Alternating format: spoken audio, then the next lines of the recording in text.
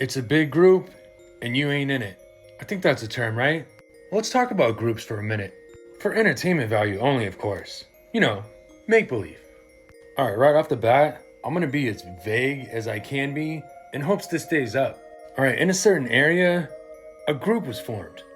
And in this group, there's three important names to remember. Les Wexner, who I've already done videos about, Robert Maxwell, and the one who this video's about, another co-founder of this group, Edgar Bronfman. Now Edgar here, he's the one whose family started Seagram's Gin, and eventually he became CEO. Now Edgar is a rabbit hole all on his own, with his own connections.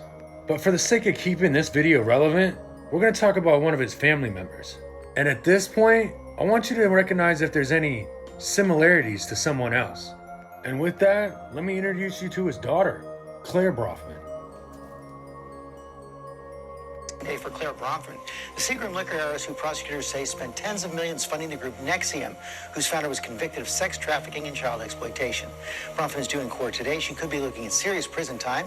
Amy's here with more on that. Good morning, Amy. Hey, George, good morning to you. Bronfman pleaded guilty to conspiracy charges last year and has spent the past 2 years in home confinement. And according to prosecutors, she still refuses to disavow NXIVM or its disgraced founder, Keith Raniere. Now NXIVM started off as a self-help group, and a very successful one at that. I mean, it had members that were celebrities, daycare workers, politicians.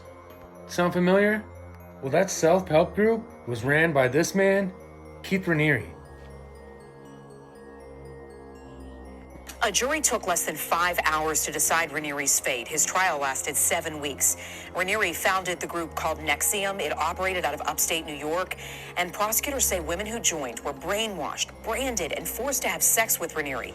The case got national attention after the arrest of several of his high-ranking members, including Smallville actress Allison Mack. Now, Mack later pleaded guilty to extortion and forced labor. Raniere will be sentenced on the charges, which include racketeering, sex trafficking, and child porn possession. Now, even though Keith was kind of the mastermind behind the whole thing, NXIVM will go down as one of the most destructive cults in history. Do you understand how you could rape a baby? I can make it a baby that's very rapeable. Keith Raniere is the most horrific, abusive cult leader that I've ever heard of in my 30-some years of doing this.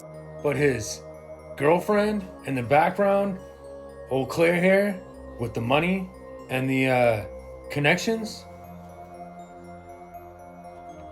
sure does sound like somebody else we all know, doesn't it? Stay safe.